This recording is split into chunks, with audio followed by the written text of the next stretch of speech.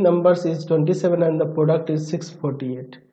ठीक है ना जी। तो फाइंड द नंबर्स, हमें नंबर्स फाइंड करना है। चलिए देखते हैं। चलिए तो यहाँ पे ले लेते हैं, लेट द 3 terms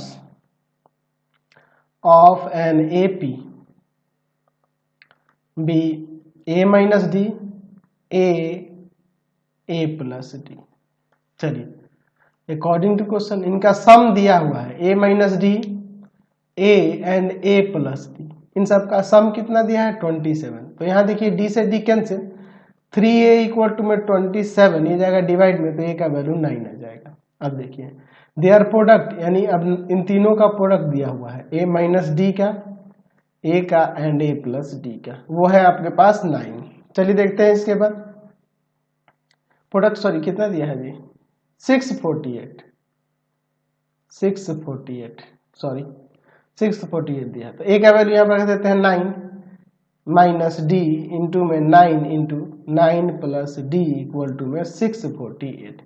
चलिए तो इसको ले जाते हैं 9 को इधर डिवाइड में, एक बार यहाँ बच जाएगा 9 माइनस डी है ना, और इंटू में 9 प्लस डी बच जाएगा, है ना जी, 9 प्लस डी बच जाएगा। अब इसके बाद देखिए इधर 648 और बाई में 9 आ जाएगा, तो 648 में 9 से डिवाइड कर दो, कितना बार में कट जाएगा जी, और ये आपका 9 से आ जाएगा 72 टाइम्स में कट जाएगा।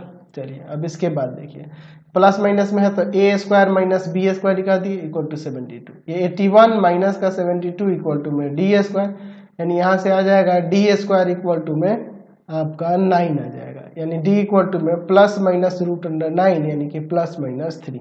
तो ए और डी आ गया। अब इसके बाद हम लोग तीनों टर्म निकाल देते हैं, केस फर्स्ट एंड सेकंड लेके। Case first, when A equal to में 9 एंड डी इक्वल टू में प्लस का 3, तो यहाँ पे हो जाएगा आपका first term A minus D यानी कि 9 माइनस का 3 6, सेकेंड टर्म ए है जो कि हो जाएगा 9, और third term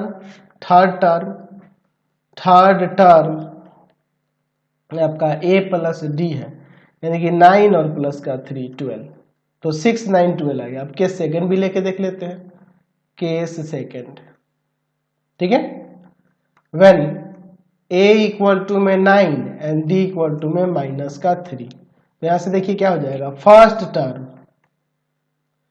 A minus D है यानी कि 9 माइनस माइनस 3, 9 प्लस का 3 12, सेकेंड